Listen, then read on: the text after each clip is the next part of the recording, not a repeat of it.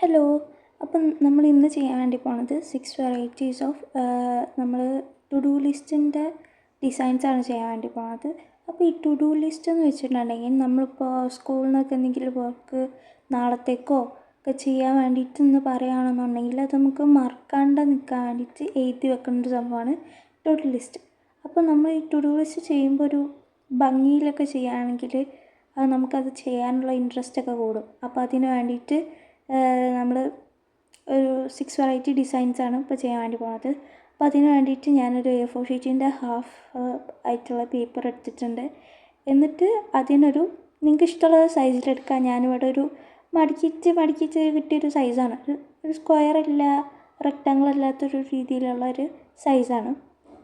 നമ്മൾ ഫസ്റ്റത്തെ തന്നെ നമ്മൾ ചെയ്യാൻ വേണ്ടി പോകുന്ന ഒരു ഡിസൈന് ഒരു ക്ലൗഡ് തീമിലാണ് ചെയ്യാൻ വേണ്ടി പോകുന്നത്.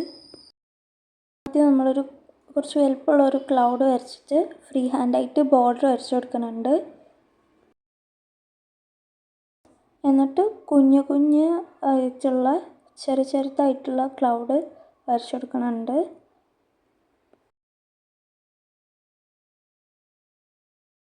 അഞ്ച് കുഞ്ഞ് ക്ലൗഡ് വരച്ച് കഴിഞ്ഞിട്ട് അതിൻ്റെ നേരായിട്ട് നമുക്ക് എഴുതാനുള്ളൊരു സ്പേസ് വേണമല്ലോ. അപ്പോൾ അതിന് വേണ്ടിയിട്ട് ലൈൻസ് നേരത്തെ പറഞ്ഞ പോലെ ഫ്രീ ഹാൻഡായിട്ട് തന്നെ വരച്ച് കൊടുക്കുന്നുണ്ട്. എന്നിട്ട് ടു ഡു ലിസ്റ്റും കൂടിയും എഴുതി കൊടുക്കുന്നുണ്ട്. ഈ ക്ലൗഡ്സിനൊക്കെ ഒന്ന് ഇനി കളർ ചെയ്തിട്ട് എടുക്കുന്നുണ്ട്. ഞാൻ അവിടെ കളർ പെൻസിലാണ് യൂസ് ചെയ്തത്. എനിക്കാണെങ്കിൽ പെയിൻറ്റോ സ്കെച്ചോ കളർ ക്രയോൺസോ ഒക്കെ യൂസ് ചെയ്യാം. അപ്പോൾ എൻ്റെ കളർ പെൻസിലിൻ്റെ കോലിങ്ങനെ ഉള്ളത് കുറേ കൊല്ലങ്ങളായിട്ട് ഉള്ള ഒരു പെൻസിലാണത്. അതുകൊണ്ടാണ് ഇങ്ങനെ. ഇനി നെക്സ്റ്റ് നമ്മൾ ചെയ്യാൻ വേണ്ടിയിട്ട് പോണത് ബുൾസൈ ആണ് ചെയ്യാൻ വേണ്ടി പോണത്. എന്നിട്ട് ബുൾസൈയൊക്കെ വരച്ച് കൊടുക്കുന്നുണ്ട്. നേരത്തെ പറഞ്ഞ മാതിരി ഫ്രീ ഹാൻഡായിട്ട് വരച്ച് കൊടുക്കണം. എന്നിട്ട് കുഞ്ഞ് ബുൾസൈനൊക്കെ വരച്ച് കൊടുക്കുന്നുണ്ട്.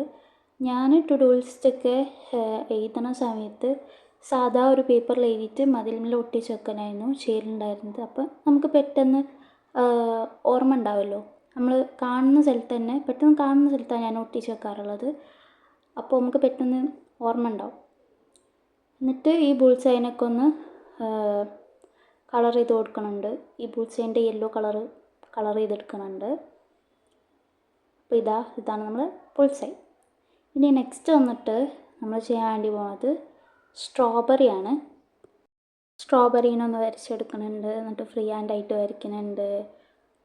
എന്നിട്ട് കുഞ്ഞ് സ്ട്രോബെറീനെ വരയ്ക്കുന്നുണ്ട്. നേരത്തെ പ്രോസസ്സ് തന്നെ. നിങ്ങൾക്ക് ഇഷ്ടമുള്ള ഡിസൈൻ വെച്ചിട്ട് ഇതുപോലെ ചെയ്തെടുക്കാൻ വേണ്ടി പറ്റും. നിങ്ങൾക്ക് വേണമെങ്കിൽ ഒരു ബുക്ക് മാതിരിയൊക്കെ ചെയ്തെടുക്കുക. ഇതിങ്ങനെ നമുക്ക് പെട്ടെന്ന് ഓർമ്മകളൊക്കെ എഴുതി വെക്കാൻ വേണ്ടിയിട്ട് ചെയ്യുന്നൊരു മെത്തേഡാണ്. അപ്പോൾ നിങ്ങൾക്ക് ഒഴിവുള്ള സമയത്തൊക്കെ ഇത് ചെയ്തെടുക്കാൻ വേണ്ടിയിട്ട് പറ്റും കേട്ടോ.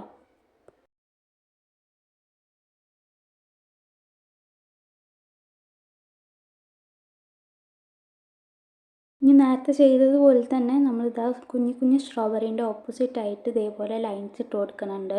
ടു ഡു ലിസ്റ്റ് എന്നൊക്കെ എഴുതി കൊടുക്കുന്നുണ്ട്.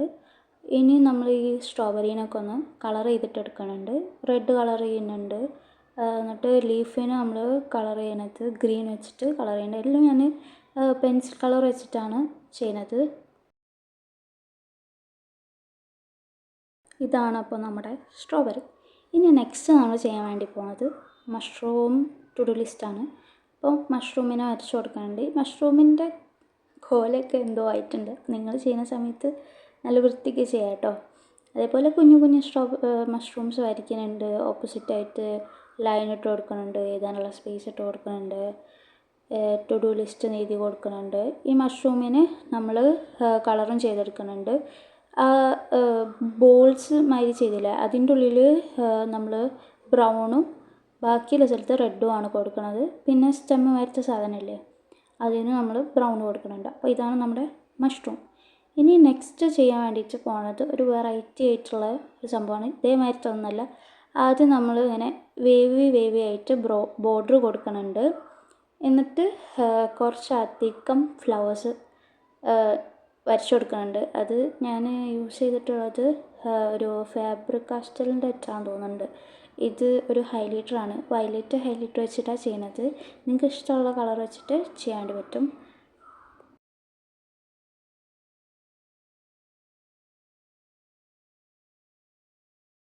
അതിനുശേഷം ബാക്കിയുള്ള സ്ഥലത്തൊക്കെ നമ്മൾ ഫുള്ളായിട്ട് ഫില്ല് ചെയ്തിട്ട് ലീഫ് കൊടുക്കുന്നുണ്ട്.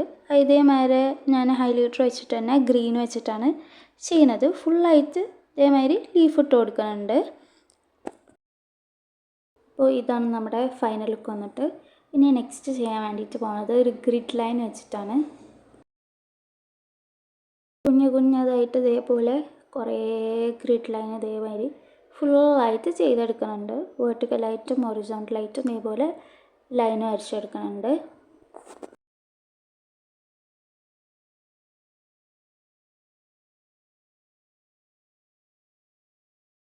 സത്യം പറഞ്ഞാൽ ഇതിൻ്റെ ഫൈനൽ ലുക്ക് എനിക്ക് എടുക്കാൻ മറന്നു പോയിട്ടുണ്ട്. അതായത് ഫൈനലായിട്ട് ചെയ്യുന്ന നോട്ട്സ് ഹാർട്ടൊക്കെ വരയ്ക്കുന്നത് എനിക്ക് ചെയ്യാൻ മറന്നു പോയിട്ടുണ്ട്. അപ്പോൾ ഞാനിതിൻ്റെ പിക്ക് മാത്രമേ ഉള്ളൂ എൻ്റെ അടുത്ത്. അപ്പോൾ പിക്ക് ഇടുന്നുണ്ട്.